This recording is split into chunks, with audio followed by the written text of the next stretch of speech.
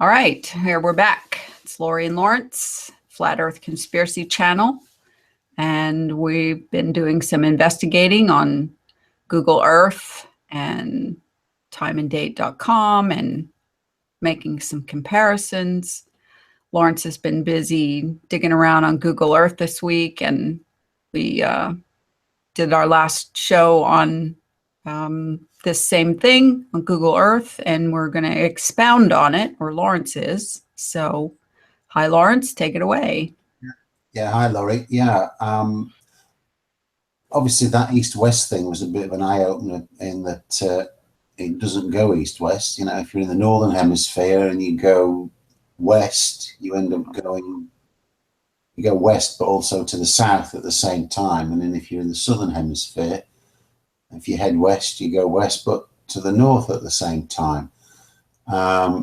So if that's true, then time and date is incorrect, because I had a look on time and date. Obviously on time and date, and you look at the day and night map, you've got the sun moving in a straight line from east to west across the map. So I thought I'd compare the two and do a full circle of Google Earth. Well, you can't do one full circle. It'll only let you do half at a time. So I did the two halves, and it was quite interesting. But we can actually compare what time and date says this, where the sun is at different times of the day, and where it actually shows up on Google Earth if the east-west is correct. Well, we know the globe's wrong anyway, but the general layout of the continents, albeit it's on a globe, is, you know, pretty much similar to time and date. So let's do a little screen share, and I can show you what I've come up with.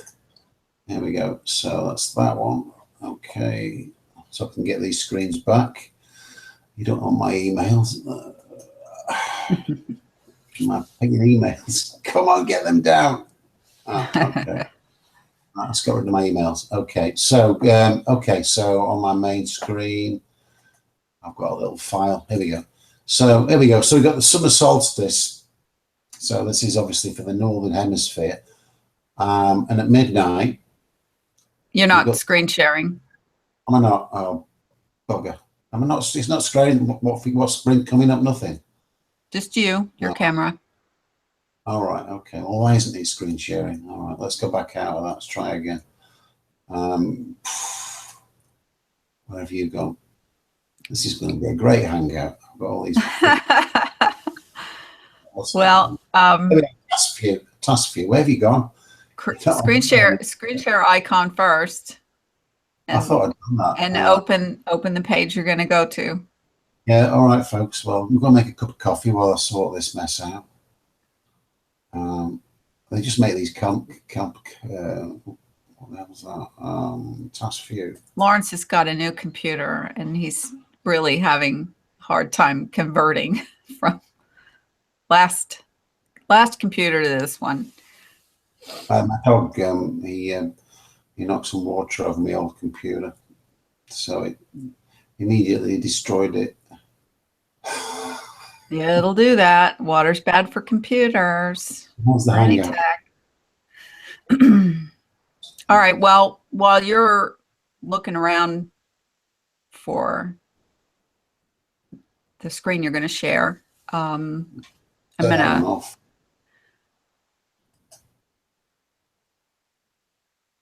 Where were you going, to Google Earth? I was going to got some screenshots from time and date on Google Earth. Hang on, here's the Google Hangout. Sorry. Right, let's sorry, share screen. Right, we got it now? Yeah, I've got the screen. Right, okay. Okay, so this little file here. So this is midnight on the summer solstice. Okay. June the 20th. You've got the sun on both sides. So at about midnight, that's where the sun is. You know, it's going from one side to the other. And then if we move on, that's noon. So you can see it's in the northwest side of Africa. Mm-hmm. Let's go back. 6 p.m. It's in that, you know, just to the in the Gulf of Mexico. Gulf of Mexico, is that okay? That's near where you are. and at 6 a.m. it's just to the it's between India and China, isn't it? That bit that comes down is India, and that's China. So if you if you look at the 6 p.m. yeah, and then move to Google Earth. So there's 6 p.m. All right. So at midnight, it's on the edges, you know, just on the international date line. So I've started off with the international date line on Google Earth, but we can see where it is at 6 p.m. when it's done 6,225 miles, a quarter way around the globe. So here we've got the globe, and here we've got the international date line. So at 6 p.m. It's exactly on the equator, right there, which is like south of India, isn't it? So it's not in the same place. So when you saw on time and date, it's up there somewhere on the Tropic of Cancer between India and whatever's next to it, China, those places. And then at noon, we had it in the northwest of Africa.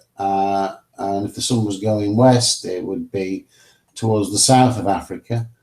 And then it starts to move up, and at 6 p.m. it's not in the Gulf of Mexico. It's you know, it's beneath it. It's you know, just to the west of South America. And then obviously back at 24 hours later, it's back where it started. So you can see the sun is, if east-west is true on the globe, it's doing this kind of spiral thing. You know, it goes down from the Tropic of Cancer down to the Tropic of Capricorn after 12 hours. So 6 hours it's down at the equator, 12 hours it's down at Capricorn, 18 hours it's back up at the equator again, you know, way below the Gulf of Mexico, and then after 24 hours it's back where it started. So they can't both be correct, you know. So what are these directions on Google Earth? You know, it doesn't make any sense, does it? You know, east-west is supposed to follow the lines of latitude, but on here it doesn't. So, and I had a look on Google Earth. I went down to see whether, if I got in really close, whether I could do 100-mile square, and for, you know, do a 90-degree turn, 90-degree turn, 90-degree turn. So I've got 4 90-degree angles and four lines of 100 miles, and sorry, of 10 miles, and it made a perfect square. But when you go up to larger squares, they don't fit. So I've got one here. If I can find it, it's on my main screen again. I can show you that, which was this is at the Salt Flats. There we go. So this was the square. Oops. You can't see the top half of that for some reason. Oh, it says my TV is going to turn off now. Great. Is that the Bolivian salt flats, or? Yeah. So I mean, so when you look at these are the, you know, really zoomed in. So that's like a 10-mile square.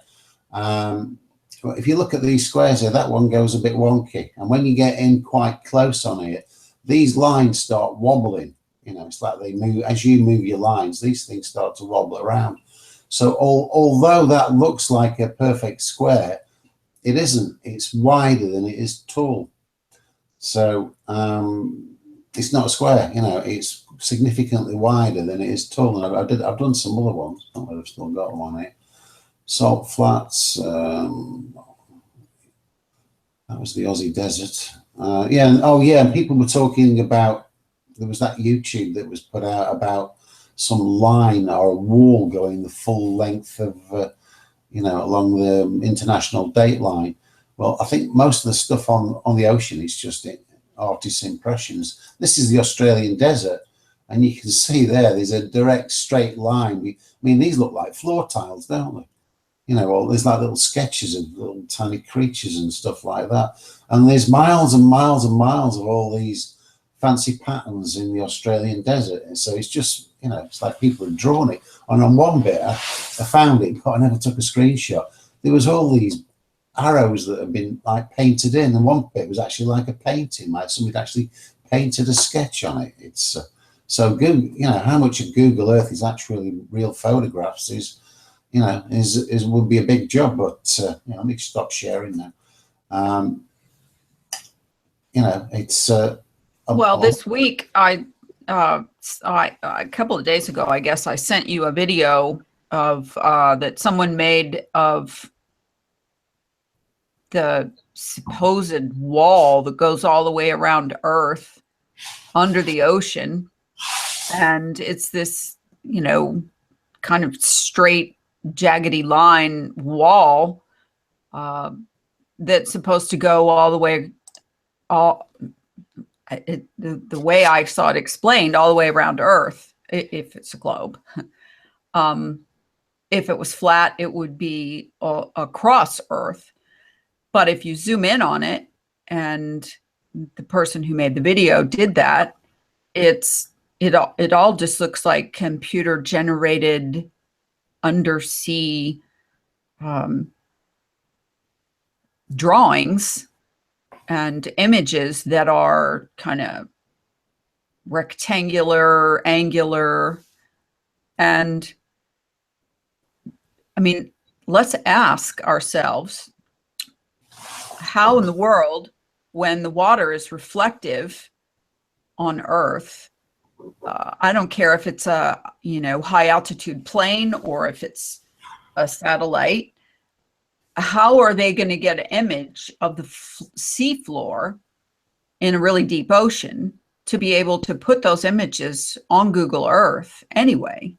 I mean, that's, I'm assuming, physically impossible, technologically impossible to photograph the bottom of the ocean through the water, through the depths of the water and waves and everything else. So anybody who thinks that when you're taking a trek around Google Earth and zooming in, all you have to do is just zoom in close enough and you'll see that it's just nothing but composited patches of drawings on the seafloor. So I know other people have made videos about the seafloor and that there's caves and openings and what looks like tractor marks on the ground, vehicle marks, trails. I mean, come on, how can you even think that that would be photographic?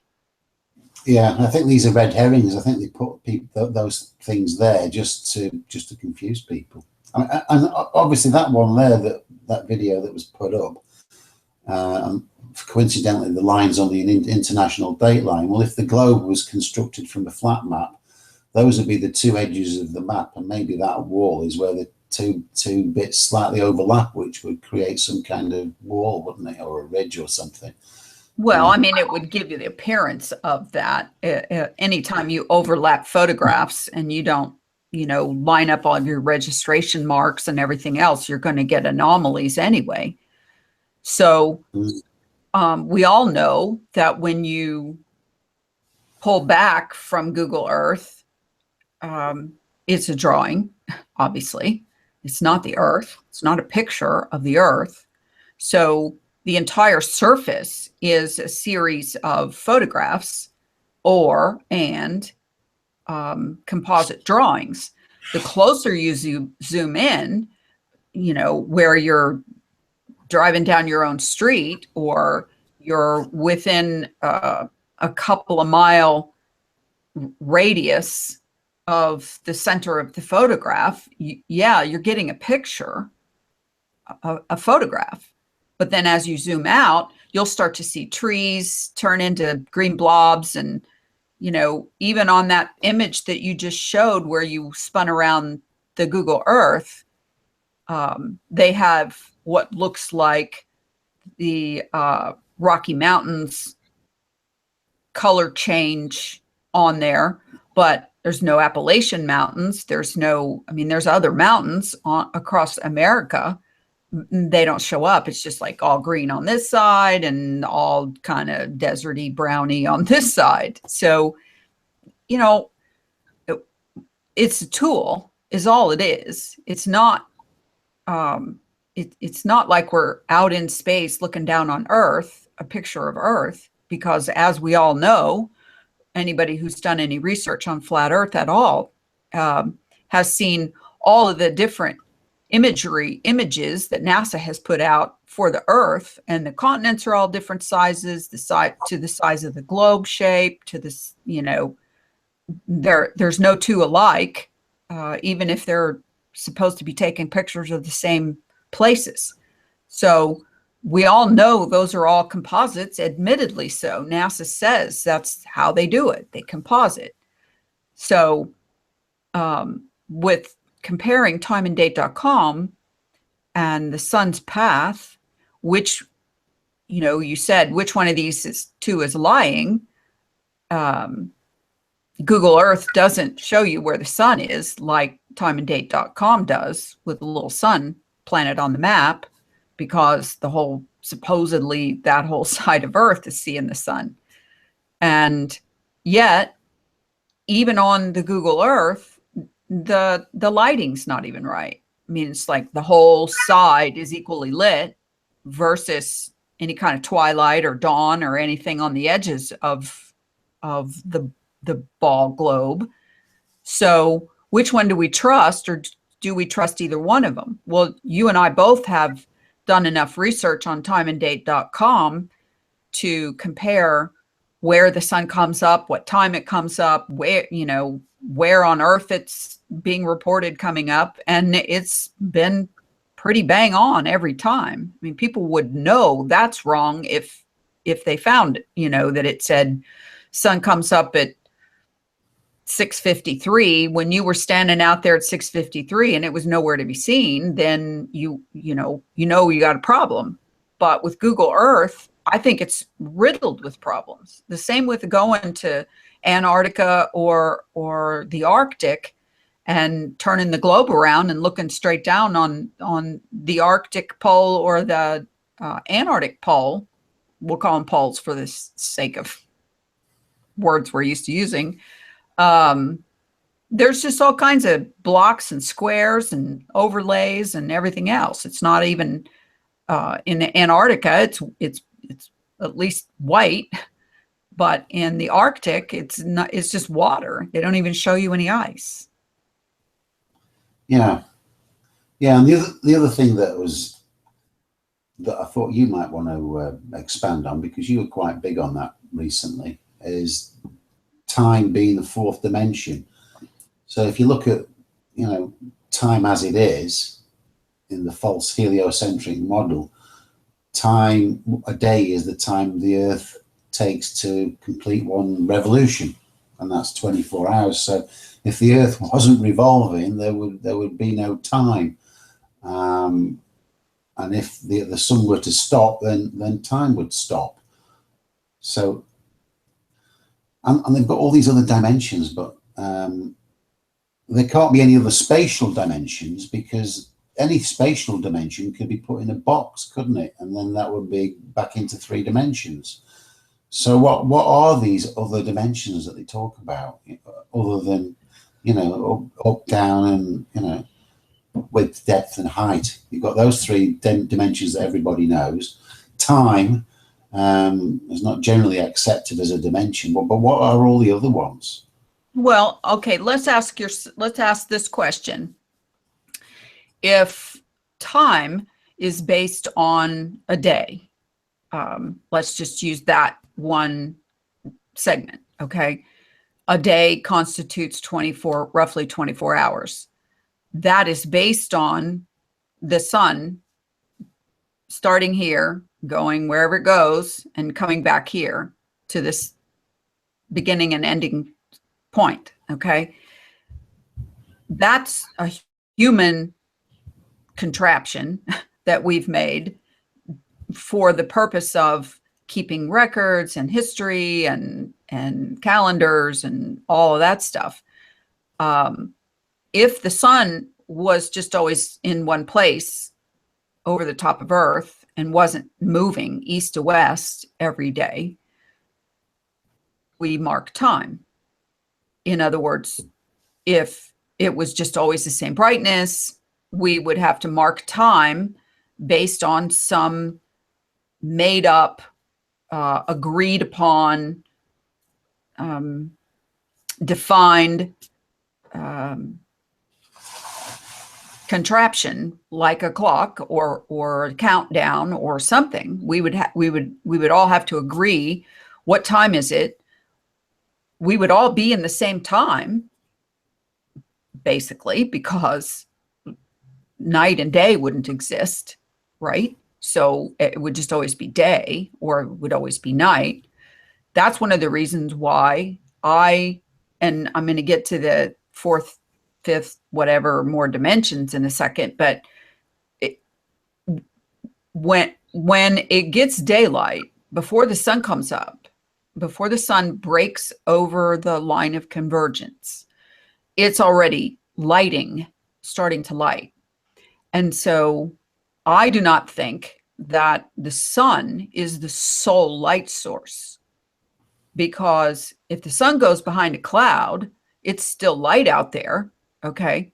Now, I'm not being stupid here. I'm not saying, the cloud blocked out the sun. It only blocked it out in that one particular point where the cloud was. But if the sun is obscured, let's say by a chemtrail filled sky, okay, then it's still light. Yes. So the sun's making some of the light. But I don't think it's making all of the light. And I think that it's a good possibility that there is a path of light that goes with the sun, and is some degree of the general light. Now, some biblical students will say, well, God created the light and then he created the sun. So there was already God created light. And I'm not going to get biblical, but what was that light? What is that light if it's not the sun or the moon or the stars, because they were created after, if you're a creationist. So with regards to dimensions, we are three-dimensional. The time is 4. If there's 5, 6, 7, and 8, then that includes 1, 2, 3, and 4. You get what I'm saying? It's not its own dimension. It is the next level of dimension. So when we're seeing the sun, the moon, and the stars going across the sky, I believe they are a dimension of their own. For lack of another term, I'm going to call them the heavens, the heavenly bodies. And are they affected by time? Are they or are they affecting time? Are they making time? And I can't say that they would be, because time, again, is a man-made thing. So for the argument of fourth dimension being time,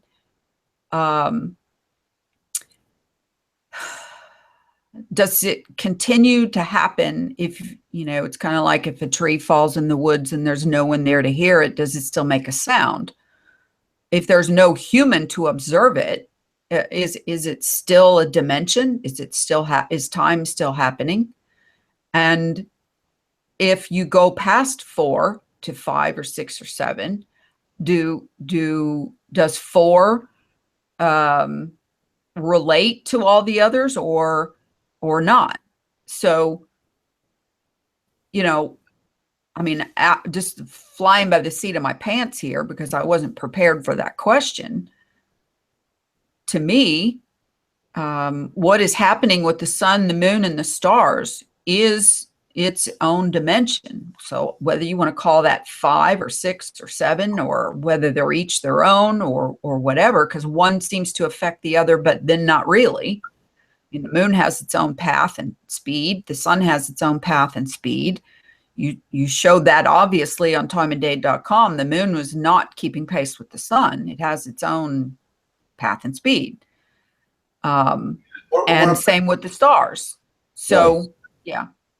What about, here's a couple of dimensions for you, the past and the future. So time is always right now. Yes. So past has got to be a different dimension. Well, yeah, no, I see. Okay, I know where you're going with that. And I outside of human experience, time is not linear. We only perceive it as linear. Because once the past is gone, it's gone. I mean, it's but a memory. Or is it recorded someplace else? Is it still in existence in another dimension? Well, it is in your mind. It's still there in your mind. As a memory, but you know, there's sure been enough tests done to prove that human memory is completely fallible. Yeah, but if you were watching a movie and you got halfway through, the start of the movie's still there, but it's in a different part of the DVD, isn't it? Still there. Yeah. So if you were looking at the dimensions of a DVD, well, I don't know where it starts on the outside and works in. I don't know if it's like an old vinyl record. So you've got the dimensions on that, you know, going across it. And once you've gone past it, you can go back to the start on the DVD. You just can't in life, as far as we work. Not in the three-dimensional life, no. And that's back where I, you know, kind of started, is we're trapped in three dimensions. Time is another dimension that we record, but we can't keep it. We can't hold it. We can't go into the future and we can't go into the past based on the fact that we're stuck in these human meat suits in three dimensions. So time is outside of us. Well, what was that? I mean, a lot of this stuff is stuff that's red herrings that's thrown into the melting pot. But didn't the Germans discover some kind of bell that would look into the future? Did you read I haven't looked into that. I mean, some of that kind of stuff to me is, it can just as easily be mythology or just outright made up stories. We say we can't look into the future, but the elite, the powers that be, the Illuminati, whatever you want to call them, they seem to know what's going to happen in the future, you know, from all the stuff that they predict on Illuminati cards and stuff like that way in advance. So, I mean, they'd have to manipulate the events on Earth for all these things to happen. Or maybe they already know it's going to happen because they can see into the future. All right. Well, then look at it this way. Okay. If I'm in 1982 and I want Donald Trump to be the president in 2016, then if I make a prediction that he's going to be, and I have the ability to make it so, then it looks like I predicted it, right? But I actually caused it. So there's a difference. Predicting something you don't know is going to happen, you're just guessing.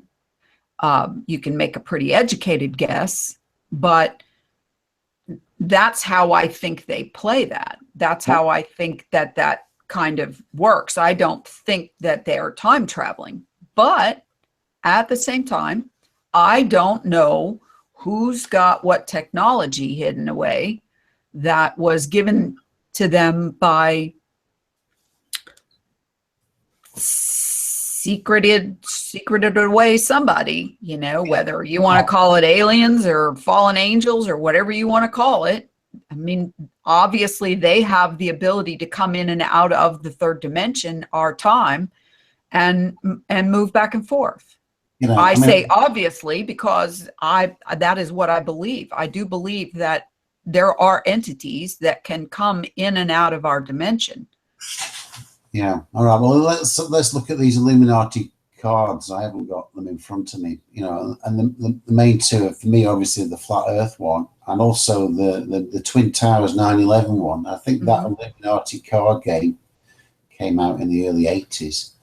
So, I mean, don't you find it actually kind of like silly funny that it's actually called the Illuminati card game. Well, yeah, but it's like, so they obviously had a plan, they either knew what was going to happen or Made it happen. they were showing their hand to say what they were intending to happen. So they knew flat Earth was going to be something that would be revealed at some point in the future, in the same way that they knew they were going to fake the airlines crashing into the Twin Towers and all the other, there's lots of other ones on there, Right. of all the other scams that they've got up to. So it's like they're admitting in advance.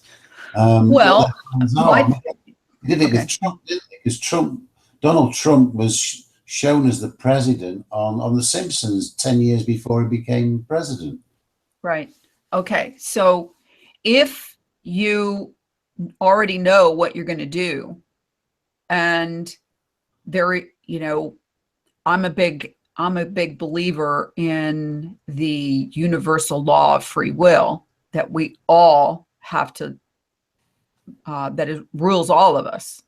And if you're going to plot something and you're going to make it happen, and you're going to even go so far as to show your hand, in my opinion, that's part of the universal law of free will. You can't just do it. You have to get permission, in a sense, by predicting or showing or plotting, and then show all of us little people what the plan is. And if no one protests and no one puts up a fight, then you basically have what's the word? Not consensus. Acquiesced. Yeah, okay, that'll work. And many people believe that it is a way for us to fight back and try to sway the course a little bit. And I think that does happen from time to time. I think that there's always going to be sort of a crapshoot on how it all turns out. But if you have AI intelligence, and there's people arguing whether that's actually real or not, and I'm not talking about AI singularity, I'm just talking about mega computers that have the ability to run every permutation of everything that could happen. If you do this, then that all these 5 things can happen. If you change this a little bit, then all these things can happen, and predict basically the least path of resistance, or whatever you call it, path of least resistance, of how, if you do these things, this is how it's going to all turn out. So, Yeah. You take something like Google Earth, okay? They put out Google Earth right about the time that a lot of other technology was put out there, okay? And I do believe that there's a yin and yang to everything they do. Like, you give us tools to play with. You don't give them to us. Your whole intention is to sell them to us so you can make a bunch of money, right? But now that we have them, you cannot control what we'll do with them. And that's one of the tricky parts of human creativity and ingenuity and inspiration, is you can't know all of the minds of all the people and what somebody's going to do with that toy that you didn't intend them to do with it. So I think, and I've said this before, that given time and all of these technological tools, it was a given that people would start to figure out that there's a lot of problems with the globe. And you put a GoPro on a weather balloon. I mean, let's look back 40 years ago. How many people do you know would have gone out and bought a weather balloon and attached a camera to it? And for what purpose? Just to see what, what it looks like from way up high. Well, since flat Earth came out, there's been all kinds of people putting up weather balloons and putting GoPro cameras on them and so on and so on. And just by accident, finding out a whole lot of things. So these P900 cameras that so many people have bought, now there's a big argument. People take video of the stars, for example, or the planets, and say, this certainly doesn't look like that what they show us stars are supposed to be suns, and look at these square, hexagonal, twirling light things look like when you zoom in on a star. And then this other person will say, dude, do you even science? Get a telescope and look at them and you'll see what they really look like. So it's like, isn't that interesting that with a telescope, something looks different than it does with a, magnificently zoomed in camera, video camera. Which one's real? Which one's right? And so Google Earth comes out with this technology that really started out as a toy for us to play with. But once people started really digging in and looking at it, I know there's people who just like scanning all over every square inch of the Google Earth planet globe and finding all kinds of weird things. And so if you knew they would do that, and you put that Google Earth out there, and you knew that they would zoom in, and if you didn't do a fairly decent job of compositing the pictures that they are going to get when they zoom in tight, then people are going to get bored with it pretty quick, and they're going to realize this is just a fancy tool, and this is not really what the globe looks like. Yeah, I know. I'll tell you what's quite interesting, because when you sent me that link for that wall on Google Earth, so I went in to play it, and as soon as I started playing it, this huge advert covered the whole screen, so I couldn't see what the guy was showing me. And what was blocking it was an advert for Mark Sargent's Strange World show, right across the middle of the screen. Go figure. What is this all about? So that was taking people, to flat Earth. Well, okay. So if you know, and now let's go back to the Illuminati flat Earth card. Okay, if you know that A and B and C are going to happen as a result of this thing you did, okay, giving us all these fancy toys to play with and to buy and to spend a lot of money on, and you put those toys in the hands of somebody who has a critical thinking mind and is going to question everything, then you have to expect that some people are going to start to find some problems. So, and we've said this many times before, that the initial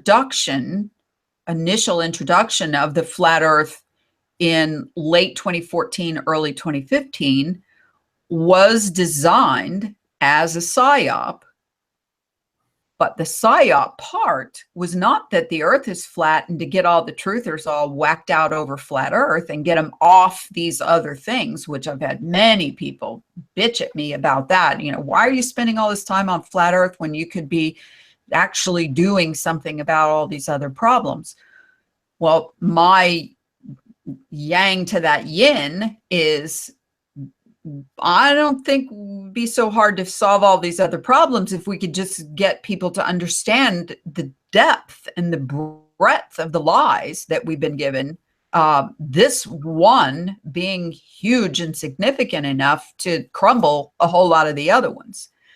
And so if you knew it was going to happen, you knew people were going to start, making videos and for yourself, there was quite a few people making some pretty intense videos before late 2014, early 2015. If you're going to control the narrative of flat Earth, when people start to investigate it, then you got to get on the ball, and you got to put your, put your sergeants and your generals and your lieutenants out there in the front lines, making sure that nobody sneaks past the next secret you're trying to hide. It's called a limited hangout. You put out enough true information and hide the rest. Hide what you cannot cover up anymore.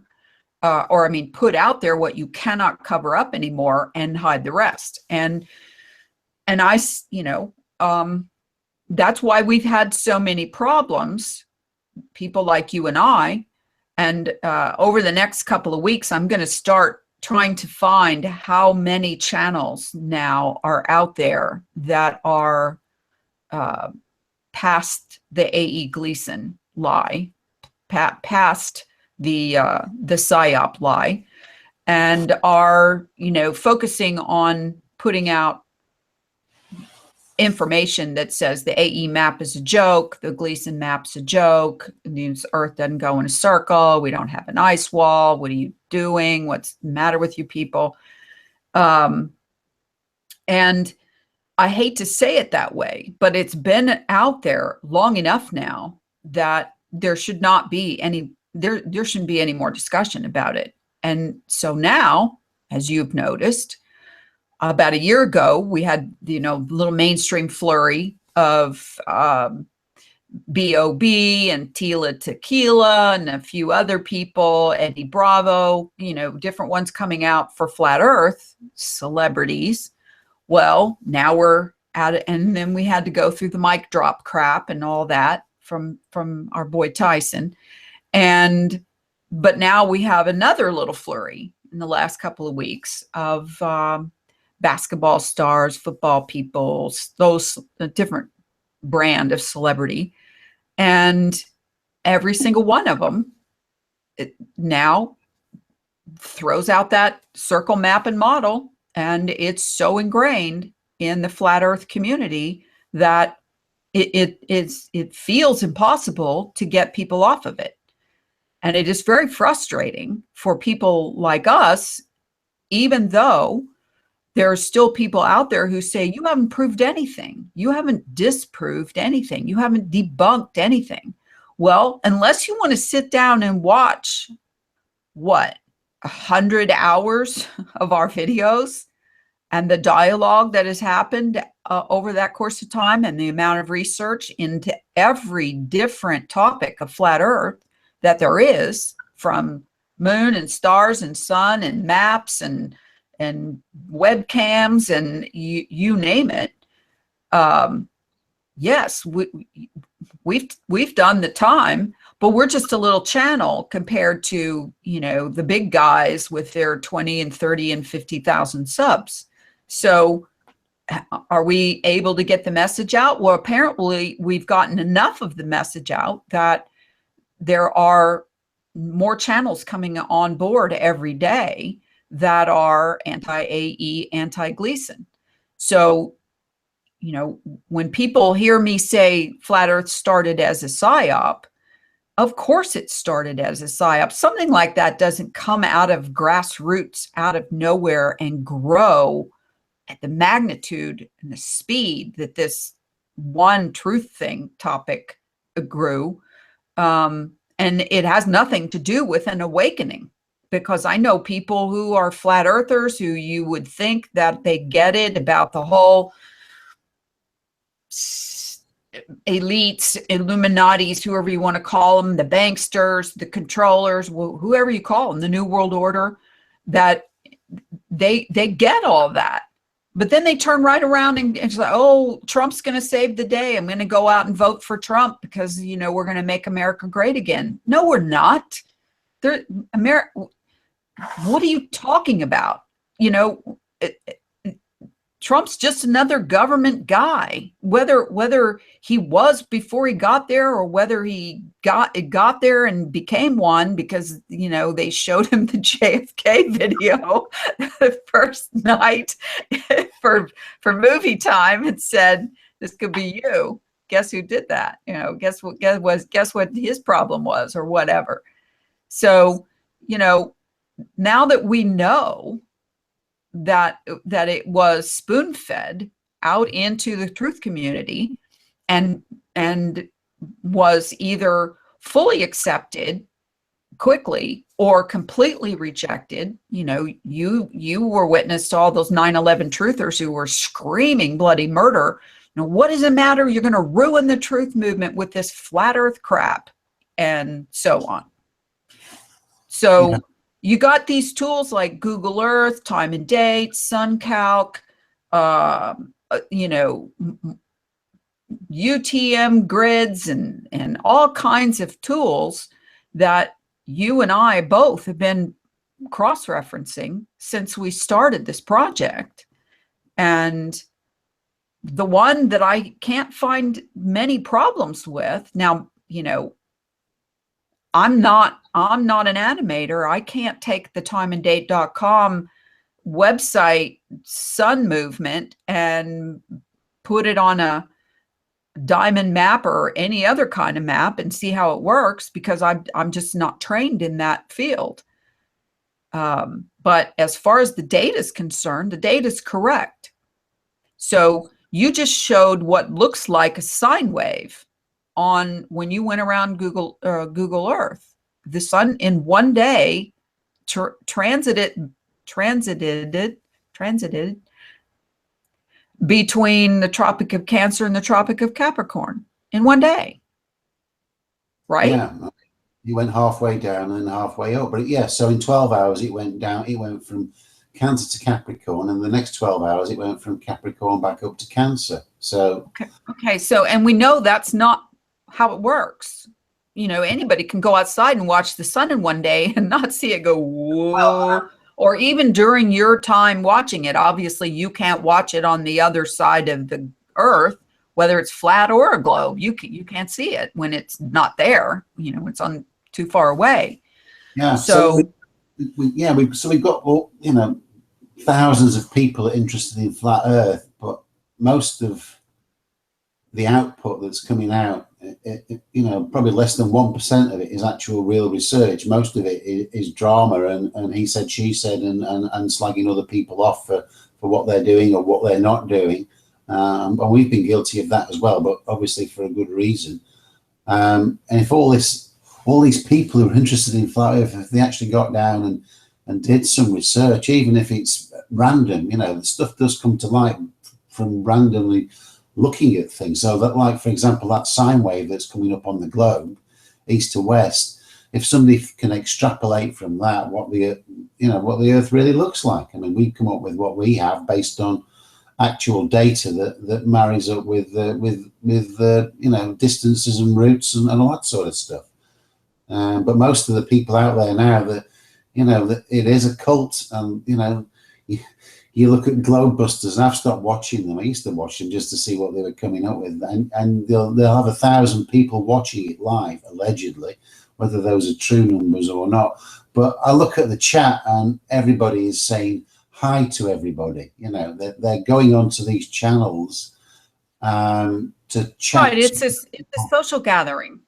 It's a social gathering, yeah, and it's not about the flat Earth. It's about meeting friends and having a chat, and you get a few flat Earth comments in there, but nothing that's going to take it forward. So that's the problem, is there isn't any concern. If all these flat Earthers were genuine in their desire to find out where we really are, because we still don't know where we are, they will be channeling their energy into proper research. But they're not. Well, or at the very least, verifying what others that are doing research are saying, or debunking it. What was it? Last year we had a debate challenge that we put out there for anybody who wanted to come on our channel and debunk not just the diamond map, but debunk our debunking of the A.E. Gleason circle, pizza pan, snow globe model. Yeah. And nobody took us up on it. And I got a message the other day from someone who said, has anybody ever come on and debated you or asked to or anything, and so we put the challenge out there, and nobody accepted. Now, are we, persona non grata with a lot of these bigger channels, because we did call out names and we did ask them to look into things that we were saying, and we did ask them to stop saying things they couldn't prove, like ice walls and domes and whatever else, circling suns, and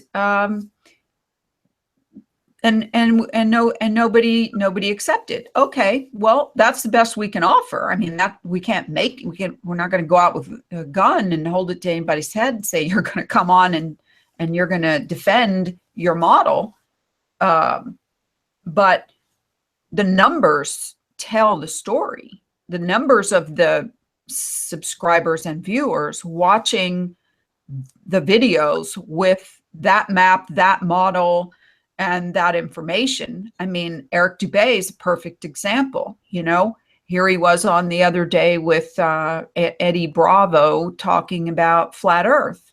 Well, he finally, after several years now, kind of preempted it a little bit with, I don't fully support everything about, there's things about this model that are not proven or whatever. And he just sort of slid that in there and then proceeded to let Eddie Bravo put up a video of that circling flashlight model.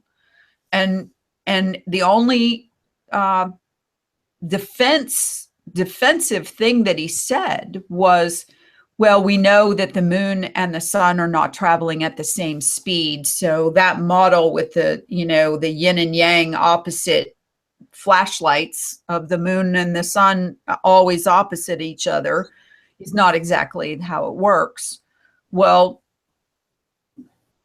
any yo-yo can say that, but what you didn't say, Eric, was that it's been proven that the sun doesn't travel in a circle at all.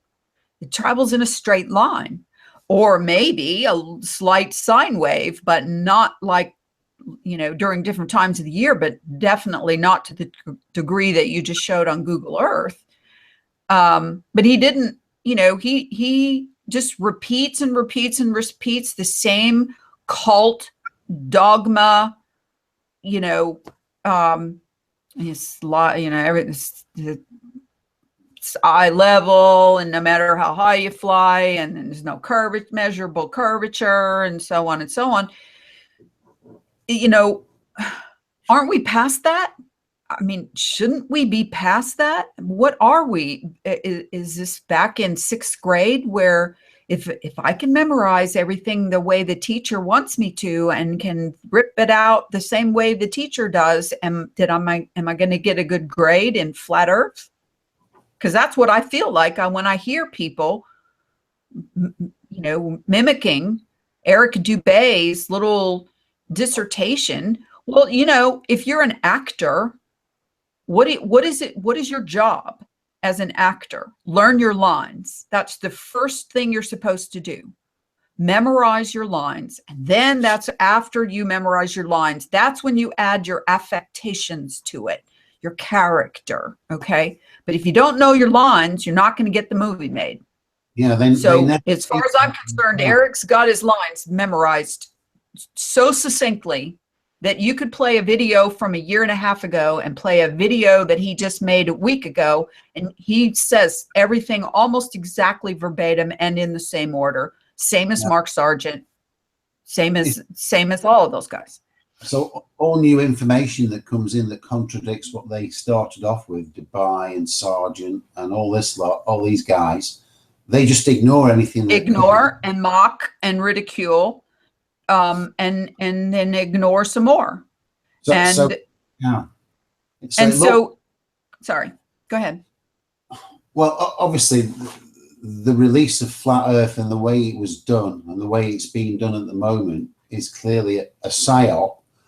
And as far as the people that are running it are concerned, who they are, the people at the top who are running it, I've got no idea who that is. But I would say at the moment everything is going to plan, because what they've done, they've indoctrinated all these flat earthers with a false model, which they're sticking to, and they won't even bother to look at anything that contradicts it.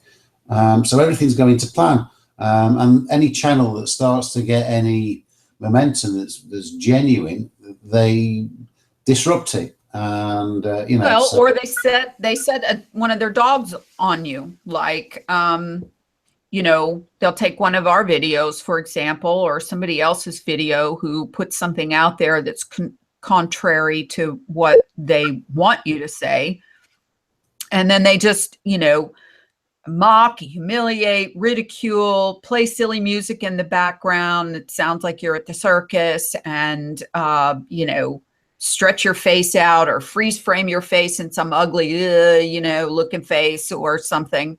And then because flat earthers were indoctrinated into the drama aspect of flat Earth right off the bat, with the characters, the drama characters that rose to the top so quickly. I'm not even going to describe how or why that happened, but because that should be obvious to anyone. And so drama, after about the first 3 or 4 months of the beginning of the flat Earth movement, if you want to call it that, came all the drama, all the character drama, the reality TV flat Earth. And so that became, even though all these people were like, oh, I hate the drama, I wish they'd quit with the drama, can't we just all get along? Can't we just all be flat Earth friends?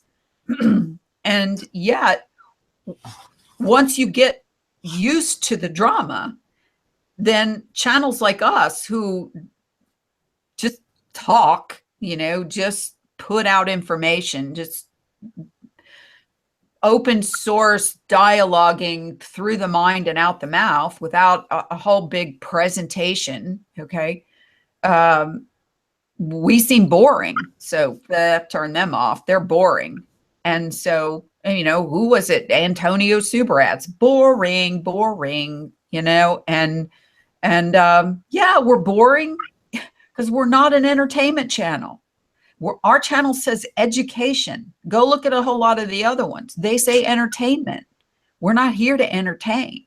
And so they degrade and mock and ridicule and make stupid videos. And then a whole bunch of the people who are used to the drama come along and go, oh, ha, ha, ha, isn't that funny? They did such a good job with that.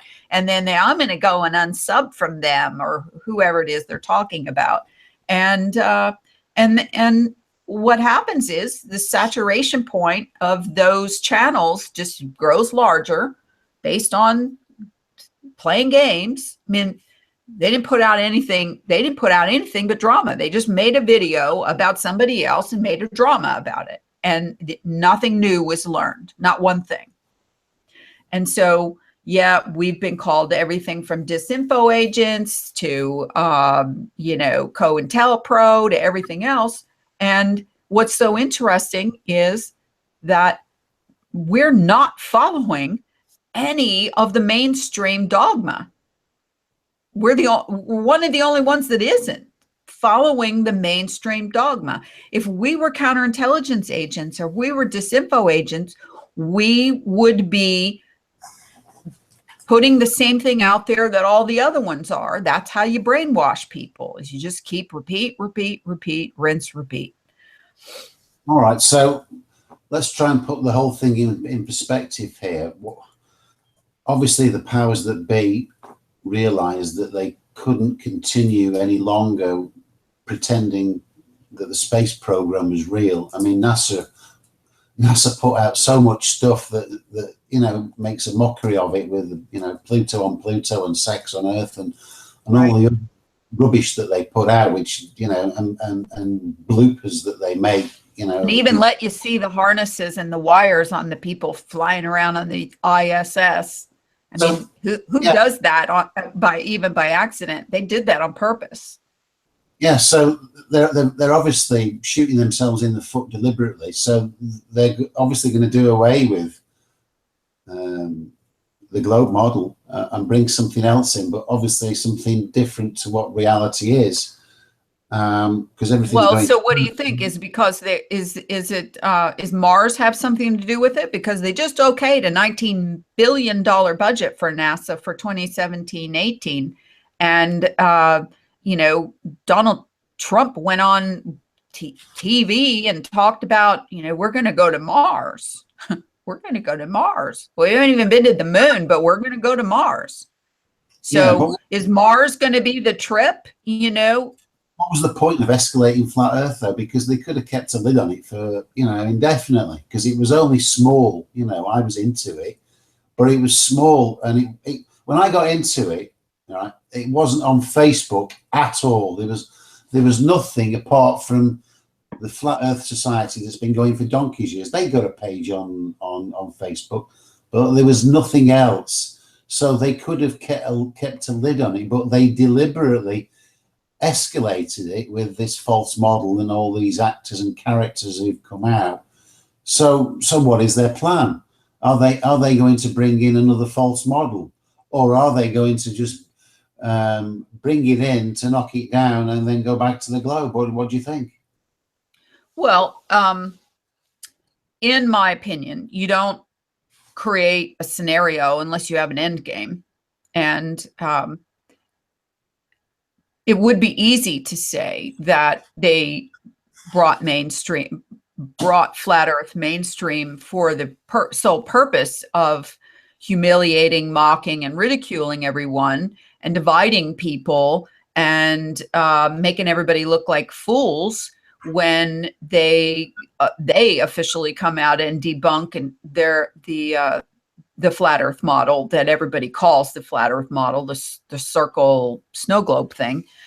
And because it would be pretty easy. For one thing, you could do a live video feed of a ship going around the coastline of Antarctica. And if they can do it in a couple of days, then it can't possibly be 70,000 miles around, right?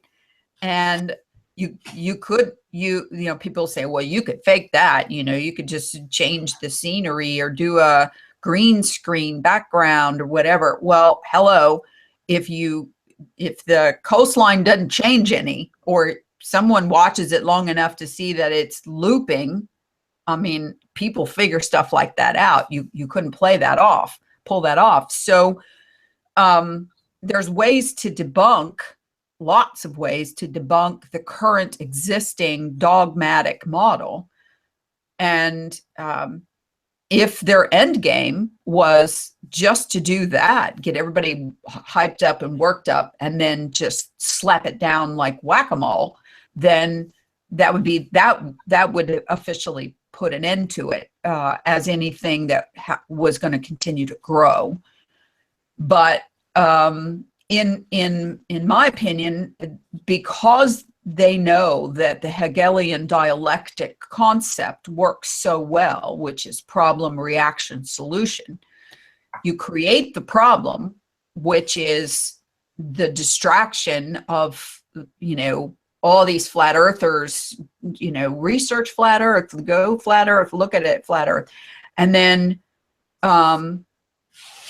reaction, we already know, we've already seen that happening. It's divisive, it's drama driven, it's got all kinds of people going off in every direction with maps and models and concepts. And then once you get that, you offer the solution, and the solution can be, you know, it can go off in a couple of many different directions. They could introduce a new model and start again. They could slap it down so significantly that, you know, all of the globers would all be going, see, we told you, you know, you guys are idiots, and humiliate a whole bunch of people.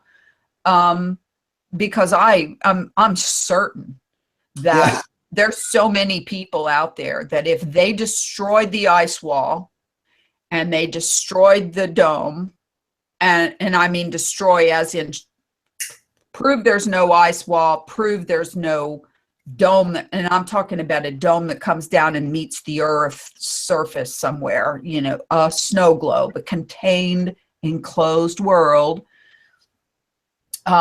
If they can show that the sun travels in a straight line and not in a circle, those three things, and that north is not in the center, those four things just completely destroy flat Earth as those people know it, that are 100% invested in that model. All right, though. I mean, the thing with flat Earth, unlike any other conspiracy, is that with most of the others, you know, it's here today, gone tomorrow. It's a bit like the no forest on flat Earth. It was a big sensation for a few weeks, and it's mostly died away. Although there was somebody posted something the other day, and then you get all these people saying, "That's it." I mean, apart from Tiger Dan, I'm finished. I'm done with flat Earth. But they can't leave it alone. You've got star gods. How many times is he saying that I'm done with flat Earth? And every week he brings out something else with flat Earth in the title. And the same with John LeBon. I'm finished with flat Earth. That's it. Now I've got, you know, my time's too important with me. I'm going to be looking on other things now. And then he keeps putting out more flat Earth videos, and he himself admits that he watches some of the channels, and he says he's ashamed of himself for watching it. So it's unique in that once you're into it, it's not something that's ever going to go away. So in that respect, it can only grow, because even if you say, oh, I'm finished with it, you know, the curiosity is always going to be there to find out, is there any new developments, what's been going on. And for some, it's just the drama, and they want to know what's happened next. And right. And there also is always going to be another aha moment that you're going to notice something that you never noticed before that says the Earth is flat. Yeah. So I couldn't walk away from it if I wanted to. I couldn't walk away if somebody paid me. Yeah. Because my curiosity is always going to be there. You see, this is the difference, huge difference between any curiosity I might have had about learning more about the globe or space or, you know, stars and planets, or, you know, any of the sciences associated with heliocentrism, and never was interested from the time I was a little kid, couldn't have cared less. But the minute I got invested in flat Earth, I've learned more about where I live and what I live in, you know, what it's about in the last couple of years than I learned in my entire life. And I'm not going to stop learning, because every time I have to go look for something that is associated with researching, I have to learn a new craft or a new trade or a new science to understand or to finish the research that I need to do, or that I need to look into. You know, I mean, I could have cared less about latitudes and longitudes, or where something is north of the equator or south of the equator. I could have cared less about where the prime meridian is, or the international date line, or any of that stuff, the square mileage of this country or that continent.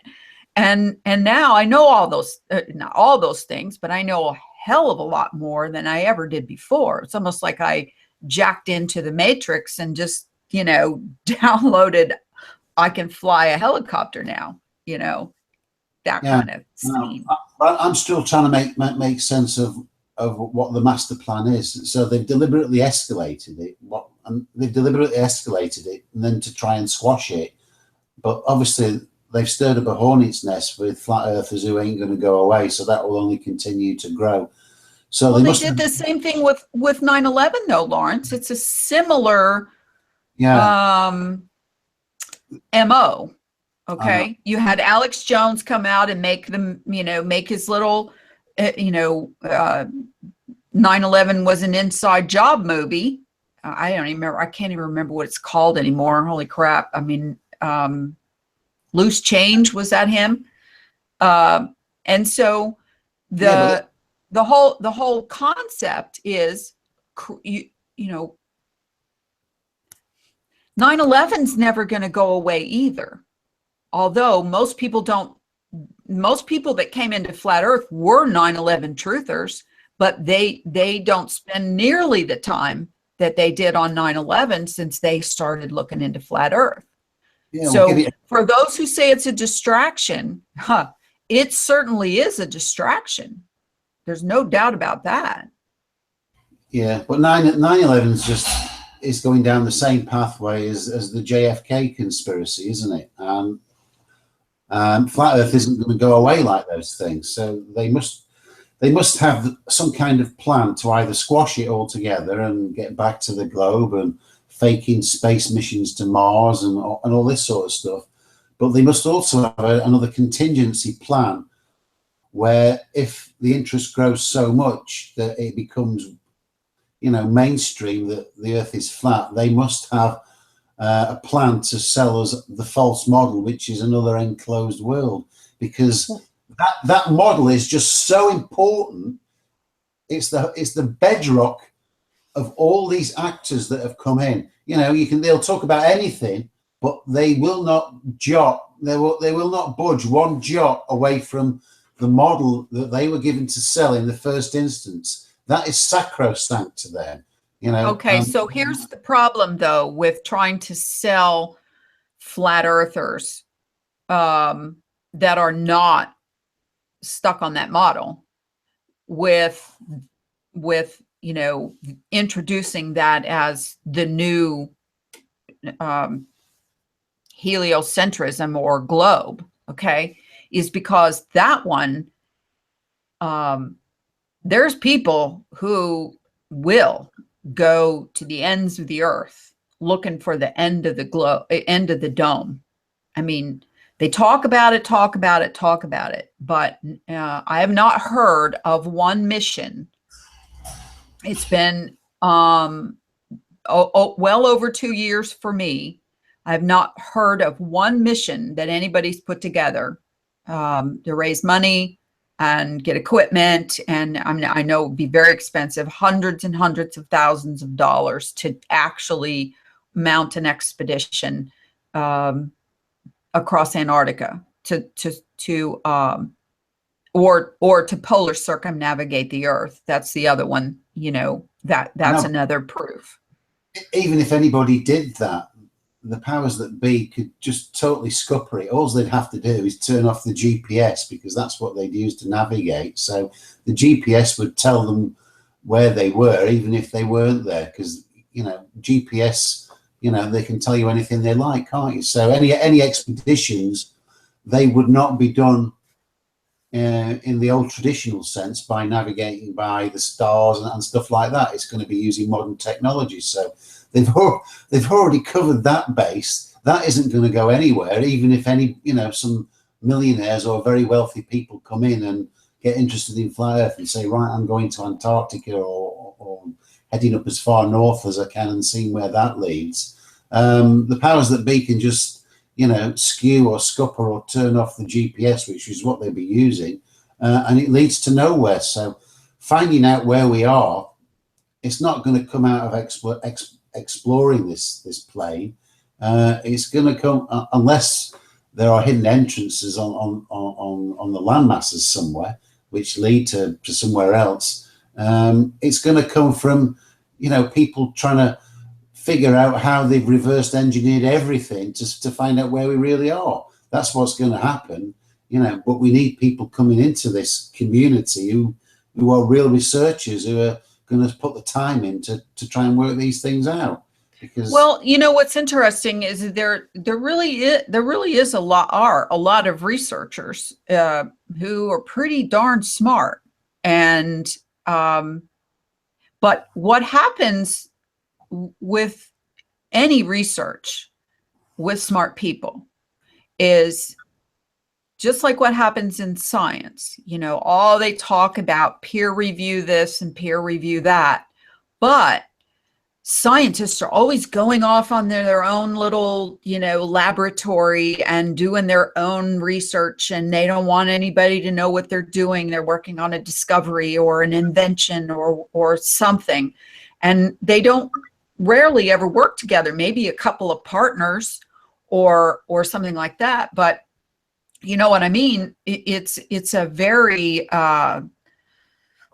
secreted kind of research. And so on top of the fact that because this whole community thing started out with the drama of the shill, you're a shill, everybody's a shill, agent shill, that immediately divided everyone to where they wouldn't work together to try to, coordinate their efforts across Earth. For example, I mean, look, in our Facebook group alone has people from every freaking where. I mean, everywhere, from Indonesia to America to Australia to Russia.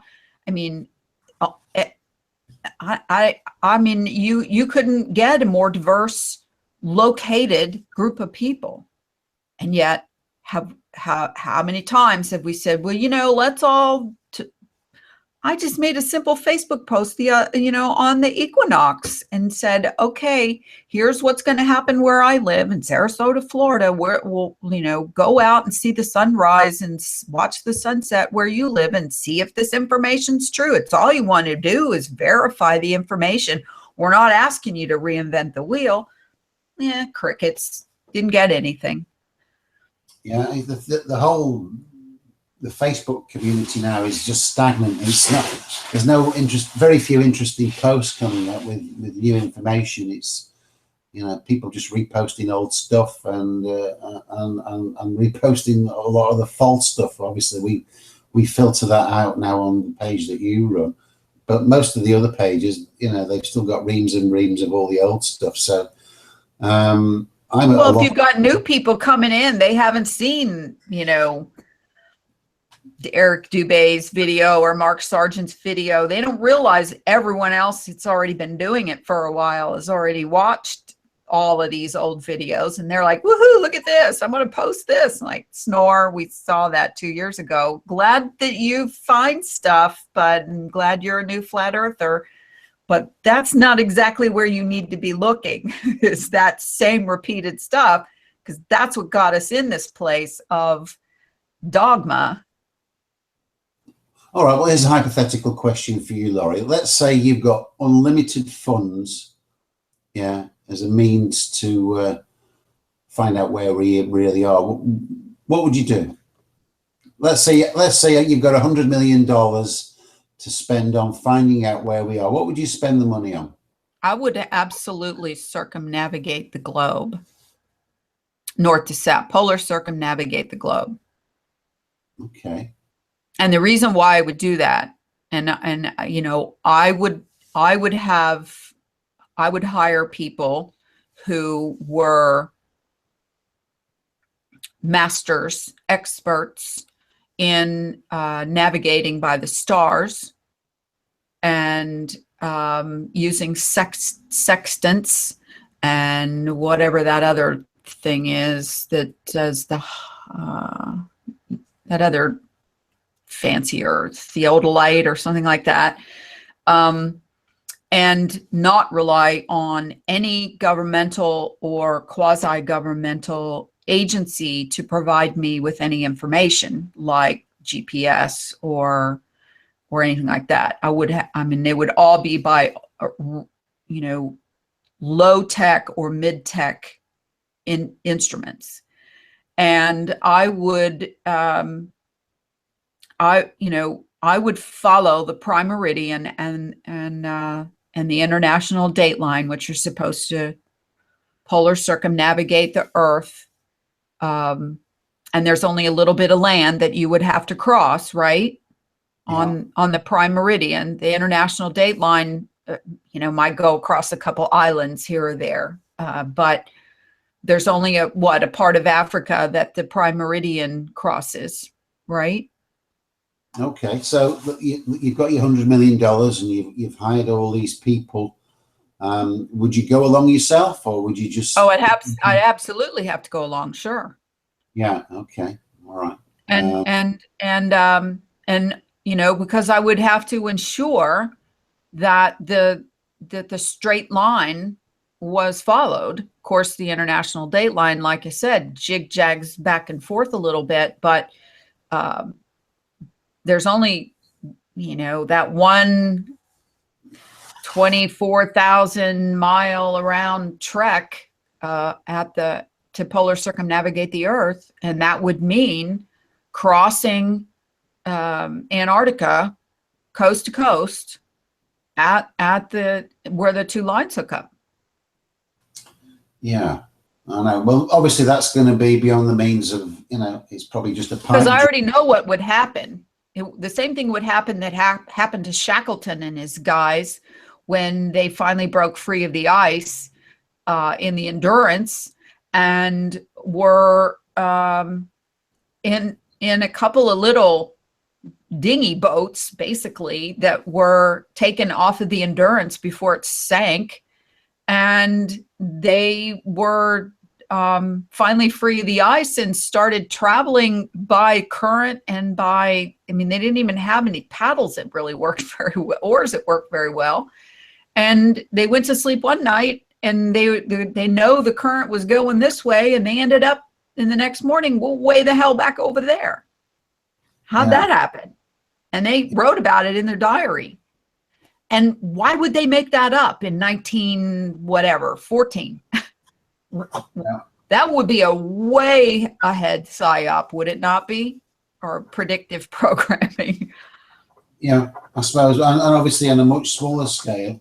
I mean, I'm sure this is going to happen before too long. I might even be doing it myself if I can get the funds together. But we do need people to go up into the Northern Hemisphere during the summer months to observe exactly what is happening with the sun, because there is no footage of the sun in the Northern Hemisphere. So I don't know what it does, to be sure.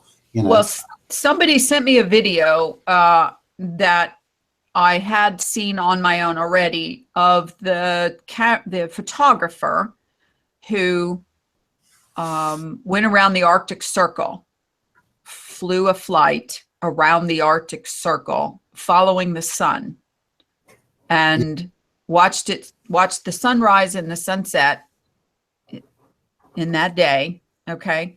Because that is supposedly the only place you could fly fast enough to keep up with the sun. Right? Yeah. Because you'd have to fly 1,000 miles an hour at the equator, right?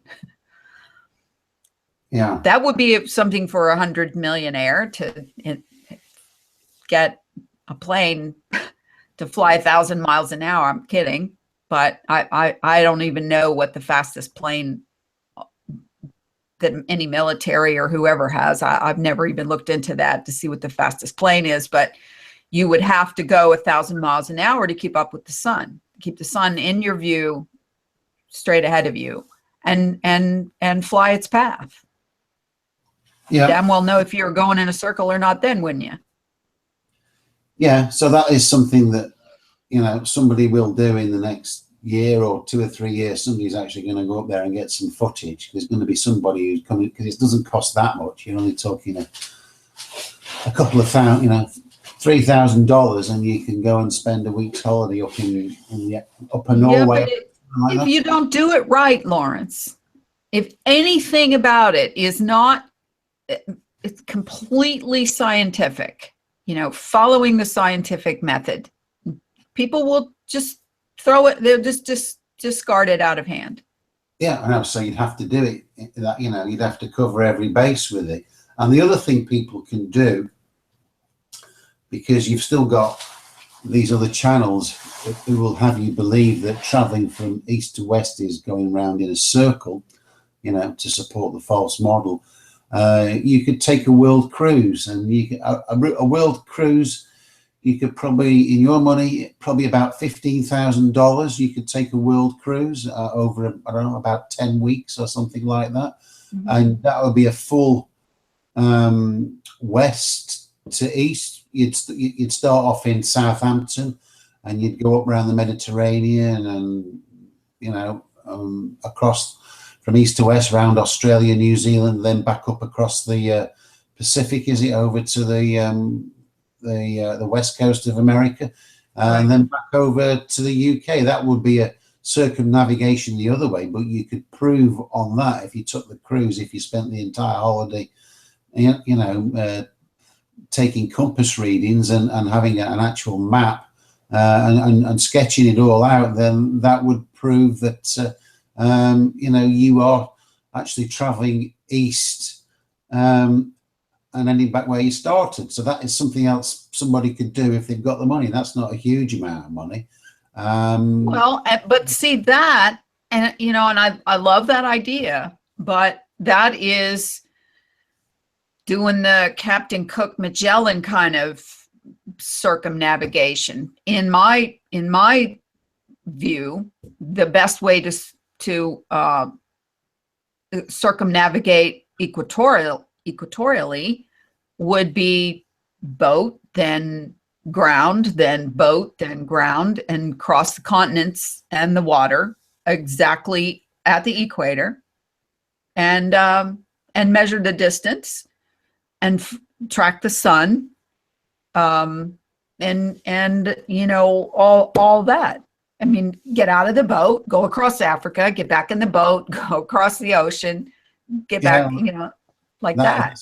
That's going to be, very expensive. And you've got to cross, if you're going across Africa, how many different countries, how many borders are you going to have to go through? And you've got, wonder why there's so many countries and borders and rebels and, and pirates, God knows what else. Got to go around the Congo because of this, and got to go around, Zambia because of that, and got to go, you know what I'm saying? It would probably take a few years to do an expedition like that. So the cruise is one that you can do in 10 or 11 weeks, and actually take some measurements and get some data. So anybody who's watching who's got 10, 15,000 pounds to burning a hole in their pocket, then take a world cruise with P&O. It's a good holiday as well, and you'll get to see lots of places, and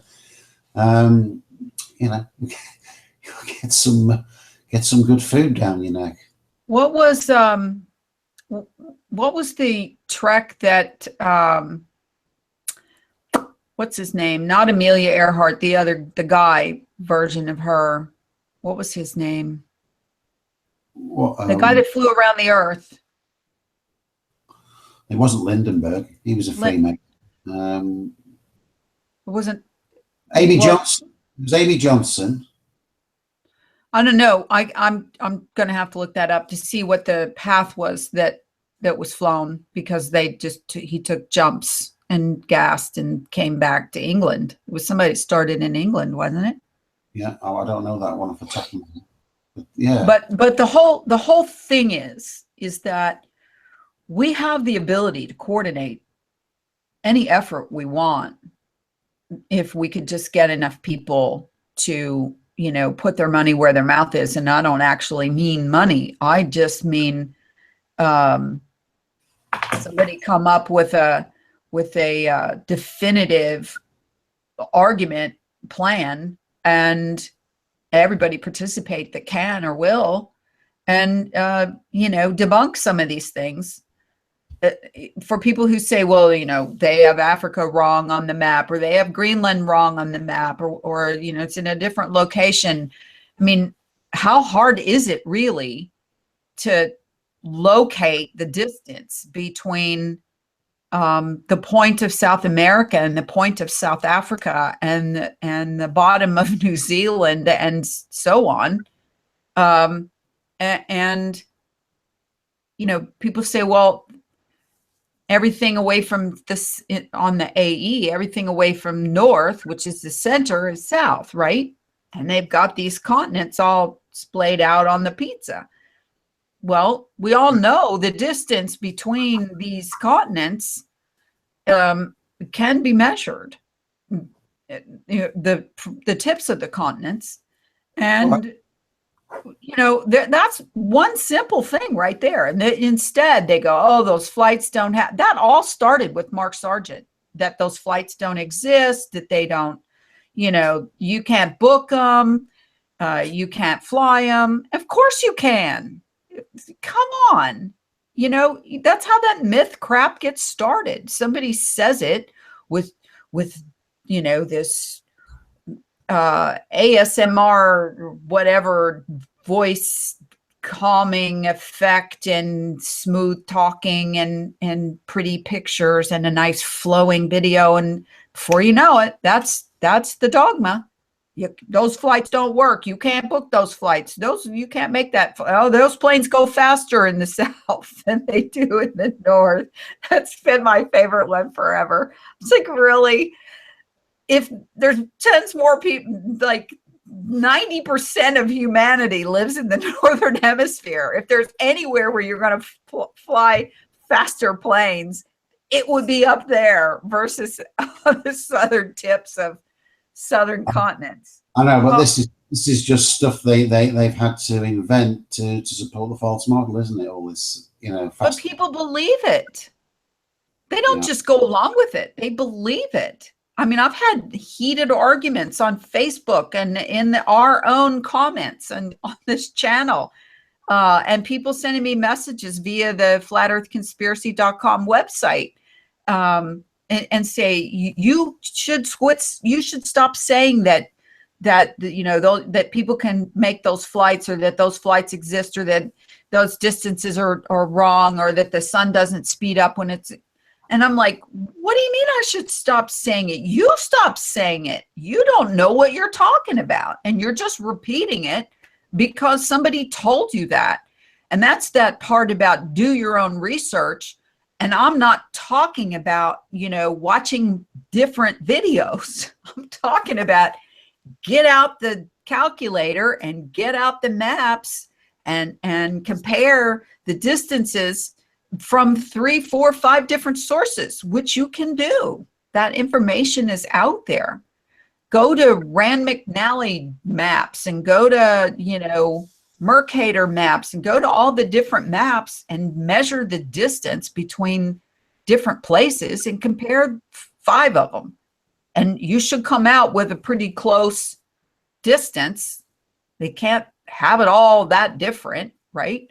And then compare that to the distance on your A.E. Gleason map and see for yourself that it doesn't work. People would get lost all the freaking time if they were going by the A.E. map.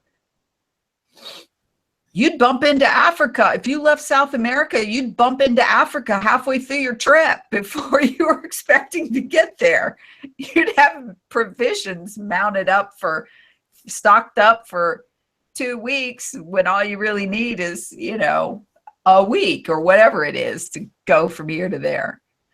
Yeah, I think there's obviously a big connection. I mean, they you know, shortly after the globe was introduced as the new model, you know, 500 years ago or whenever it was, it may be less than that. We don't know. I mean, the likes of Copernicus may have been just invented relatively recently, but longitude and latitude, they've been around for a long time, so it probably is hundreds of years ago.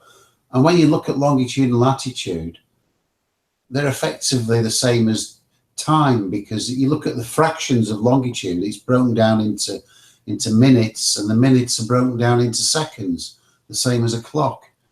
Mm-hmm. So when they invented this, you know, this grid, they were effectively putting a clock on the Earth. On a map.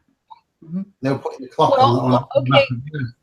Okay, how about the guy who just wrote in from last week who said, okay, so on the globe, the lines of longitude, well, he got them backwards, but after correction, we were on the same page. The lines of longitude go north to south around Earth, and they converge at the poles. Okay. Now we all know that. And his question was, why did they set those up to convert and then set up the lines of latitude to never converge, to always run parallel. And I said, but well, because you would have to have an agreed upon other point on the globe. The 2 points where they converge is the Arctic and Antarctica, the 2 poles. You would have to establish 2 other poles for them to converge again at. Yeah. And that would probably have to be at the equator, at the prime meridian, and at the international date line on the anti-meridian, or whatever it's called, in order for them to converge again. So you would have longitude going this way and latitude going that way, right? Which kind of seems like what happens when you go east on that globe. It looks like they want to converge in the middle somewhere, right? That's an interesting exercise to do, for somebody to actually take latitude and have it all converging as well as longitude, and see what sort of shape that brought out. Yeah, to have 2 not arbitrary, but because effectively defined points where they converge. They've put a grid over the Earth, which represents distance and time, but it's different one way to the other. East to west is different from north to south. You think they would have just put squares, equal size squares all over the Earth, and each one representing a landmass for navigation. And I don't know how many squares you'd have, but each square could say represent a square mile. And you've got whatever 190 million square miles, and we'd have 190 million squares. That would seem to me as an easier way for navigation. You just know which square you were in, and you could locate precisely where you were. Well, think about this. The guys that got together, and it began in the UK, I believe. It was either UK or Spain, the Queen or the Queen's Court or whoever, set upon tasking sailors with coming up with longitude and latitude, or helping them set longitude and latitude lines, because they had to, the biggest sailors in the world have to have some way to map it and define it. And then the others just went along. Too bad we didn't all go along with metric versus American, or whatever you call our measurements. But anyway, the idea was for everyone to agree on where the hell are we, or whatever that little thing, where the fuck are we tribe. And so they started out with longitude lines, and latitude lines came later, right? I don't know. Okay. So if you have longitude, in other words, they did it this way because they were actually mapping a flat plane and didn't know it, because they were trying to make it fit a globe. And so parallel lines going north and south are the anti of, going east and west are the anti of north and south lines, right? To make a grid. They were obviously trying to make a grid. Yeah.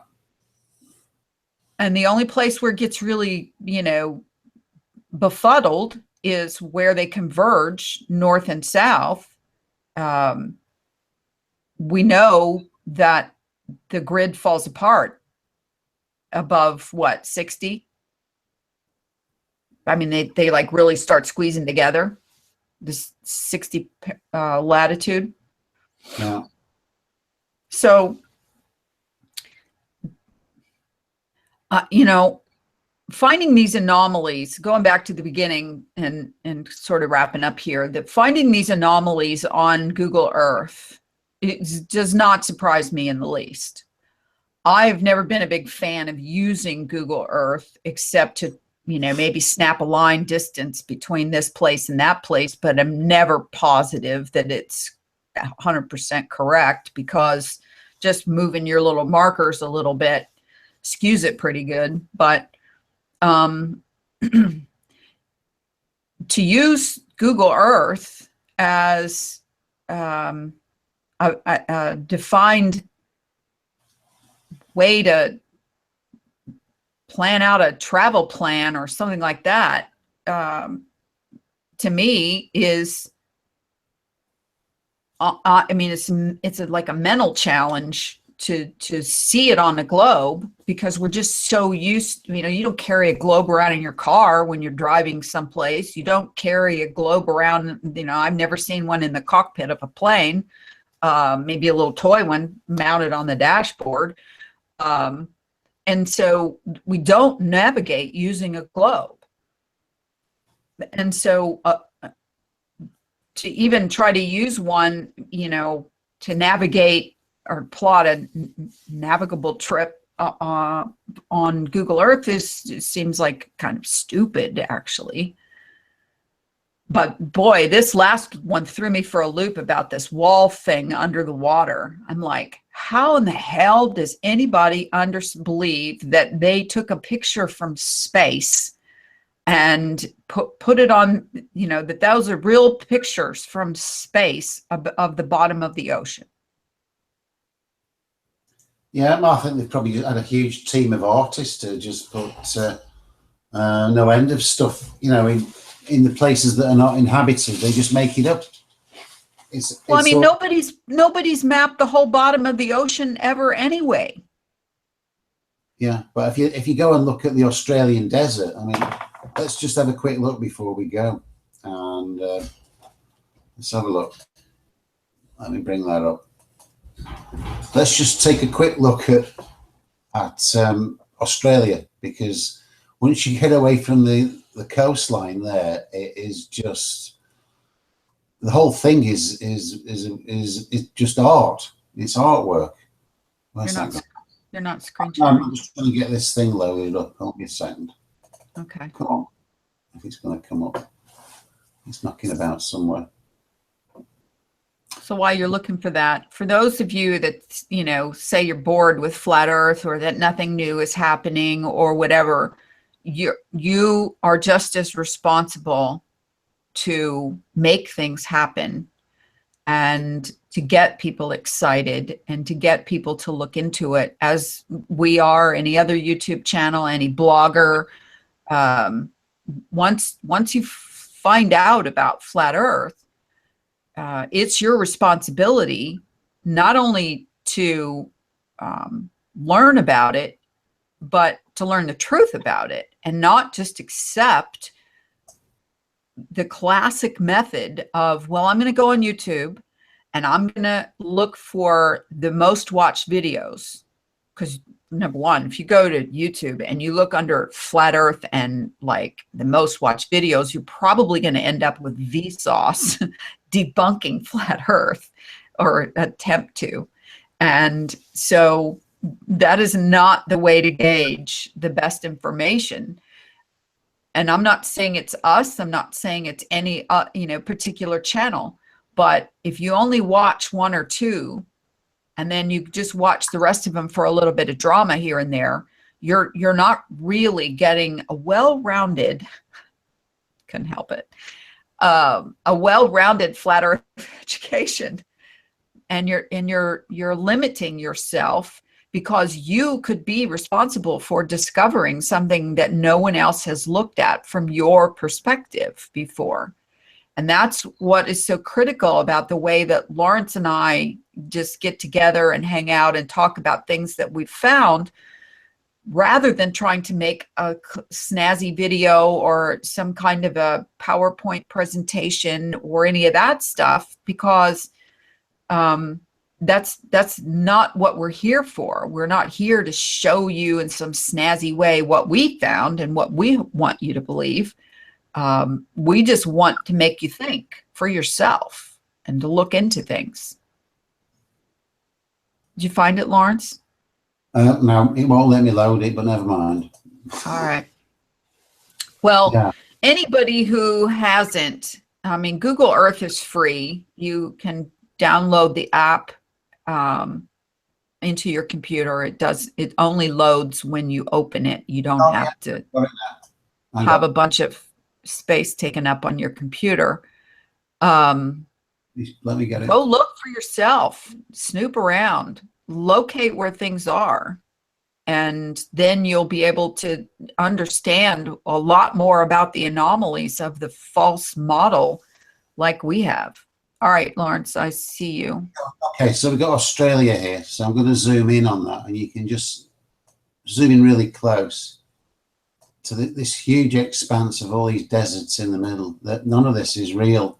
There's not real photography. They haven't photographed it at all. They've just made it all up. Because when you get in close, you know, it's like those ceramic wall tiles you have on the floor. You keep going. Looks like a piece of travertine marble. Yeah. You know, it's not.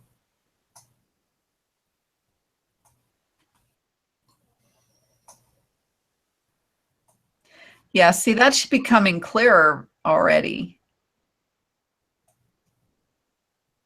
Of course, you know, they're just going to say, well, we want to take high definition, whatever. So these lines here, these are like defining space, you know, and these lines, when you try and plot a route along these things, you can you see those lines wobbling? Yeah. They're like a piece of string, aren't they? And they contort. So when you try and plot a route, you can go so far along. I mean, if I was going to just try and follow that line like that there and follow it, it would stay on it for so long, and then it would deviate from it. Can you see how it's moving away now? I'm trying to do a straight line. Look at the line. It's all wiggly, isn't it? This is when you're getting quite low. I mean, are you trying to keep your cursor on that line? Yeah, but it doesn't make a straight line, does it? You can't get. You can't.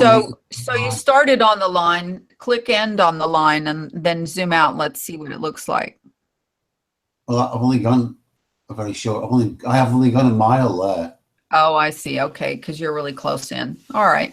No, well, the idea is that those grid lines that are on there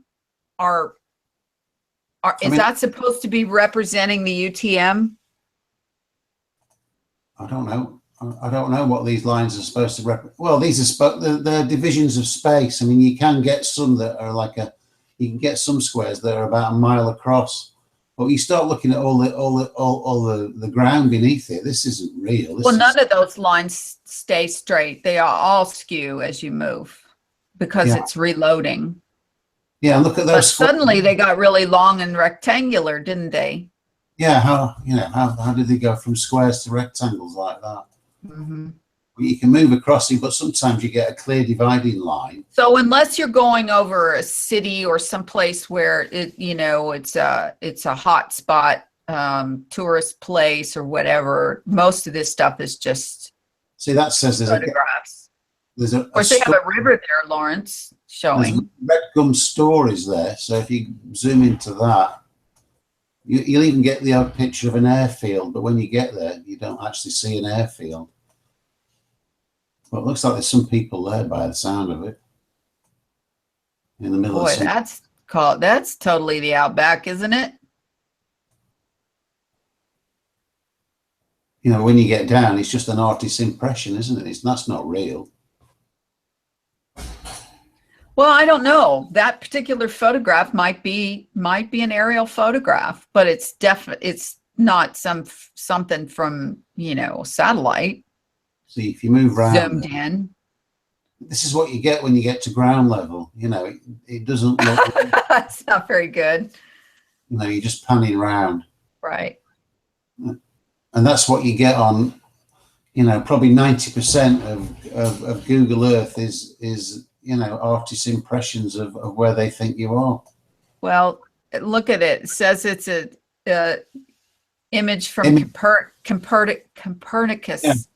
So if you look at that, when you zoom, so that one there is like on the ground. So that's Landsat Copernicus. And then you go out a bit further and it will change once you get so far out. They've got different Right. corporations responsible for. Here we go. So that's changed to image 2016 digital globe. Yeah. You're not screen sharing anymore, by the way. You came out all of right. it. All right. When you So move out, what? No, I'm sorry. and then you move out some more, and you've got CNS spot image. Right. I've looked into some of these corporations, and there's lots of them. You know, who are providing information that Google, you know. Well, like I said, it's a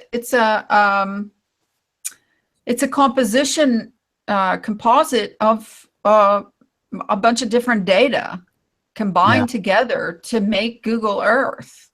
You know, it's like Frankenstein's Google Earth, you know, somebody's head, somebody else's hand, somebody else's leg or something. All right, Lawrence, I'm going to wrap it, and Okay. we'll gather our info and be back again next week. And we kind of changed the format a little bit because we were having a hard time getting everybody together at the same time ahead of time. And so we just have been recording these and uploading them. We may be back to our live hangouts here pretty soon, but for now we're just the latest information on the strawberry jam is that there is no mold on any of them at the moment. That's 8 days in. There's no 8 days in. Okay. No mold, but I'm sure no mold on anybody. We'll have some mold within a couple of weeks. We should. By the way, Lawrence, did you ever write the date that you started the quinoa experiment? Yeah, because it's on the Hangout. It was last July. Okay, can you find me that Hangout and send me the link? Go through and find out which one it was where you said that started that, and send me the link. Somebody has asked for that, and I haven't had time to go through those Hangouts from last July and find it. Yeah. Okay. So we had the jars when there was no mold on all of them, and got the jars now, and one's still mold free, and the other one's getting moldier and smellier. So you'll see that there's been zero change to the one with love on. Love. Right. Well, I'm looking forward to a 1-year anniversary of the quinoa experiment, and see if the one with love, I love you, gratitude, whatever, says thank you, says or manages to go mold free for 1 year. That would be pretty amazing. Yeah, and the new preservative is love. Right. The new preservative is love and happy words. All right, Lawrence, thank you. And I'll see you next week, and I'll see you on Facebook. Okay. And, thank you all the people who listen to us on podcast, on iTunes and our other podcast locations. And we'll see you next week too. Thank you. Good night. Bye.